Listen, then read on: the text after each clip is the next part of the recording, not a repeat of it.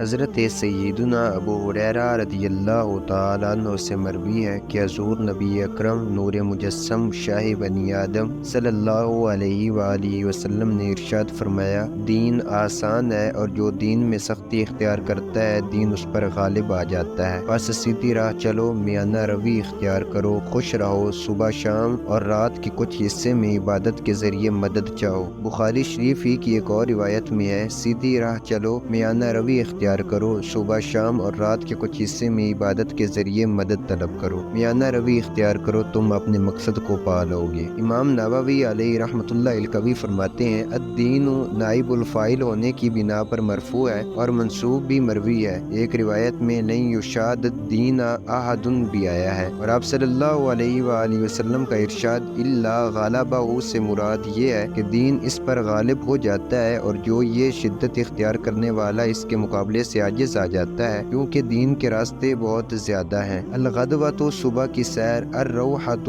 دن کے آخری حصے، اور الدلجۃ رات کے آخری حصے کو کہتے ہیں۔ یہ استعارہ اور تمثیل ہے، مطلب یہ ہے کہ جب تم نشاط محسوس کرو اور تمہارے دل فارغ ہو تو ایسے اوقات میں نیک اعمال کے ذریعے اللہ عز و جل کی اطاعت پر مدد طلب کرو، تاکہ تمہیں عبادت کی لذت حاصل ہو اور اکتاہٹ کے بغیر تم اپنے مقصد تک پہنچ جاؤ۔ جیسا کہ تجربہ کار مسافر انہی اوقات میں سفر کرتا ہے اور دیگر اوقات میں خود بھی آرام کرتا ہے اور اپنی سواری کو بھی آرام پہنچاتا ہے، اور یوں وہ بغیر تھکاوٹ کے منزل مقصود تک پہنچ جاتا ہے۔ علامہ بدر الدین عینی علیہ رحمۃ اللہ الغنی فرماتے ہیں، دین آسان ہے، یعنی دین اسلام پچھلے تمام ادیان سے آسان ہے، اس لیے کہ اللہ عز و جل نے اس امت سے ان تمام تنگیوں کو دور کر دیا جو پہلی امتوں پر تھیں، جیسا کہ وہ مٹی سے تیمم کے ذریعے طہارت حاصل نہیں کر سکتے تھے، کپڑے پر جس جگہ نجاست لگ جاتی اسے کاٹنا پڑتا تھا، توبہ کے قبول ہونے کے لیے اپنے آپ کو قتل کرنا پڑتا تھا، اور اس جیسی دیگر سختیاں بھی تھیں۔ بس اللہ عز و جل نے اپنے لطف و کرم سے اس امت پر رحم فرماتے ہوئے ان تمام سختیوں کو دور فرما دیا۔ اللہ عز و جل نے ارشاد فرمایا، وَمَا جَعَلَ عَلَيْكُمْ فِي الدِّينِ مِنْ حَرَجٍ، اور تم پر دین میں کچھ تنگی نہ رکھی۔